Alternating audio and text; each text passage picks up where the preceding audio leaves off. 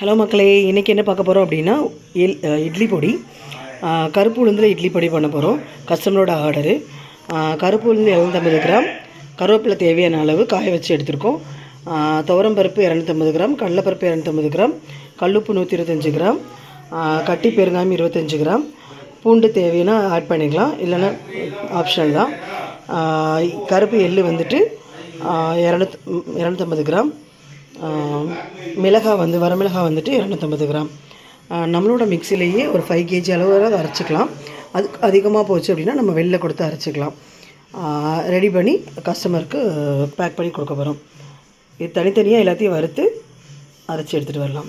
உங்களுக்கு வேணும் அப்படின்னா ஆர்டர் கொடுங்க.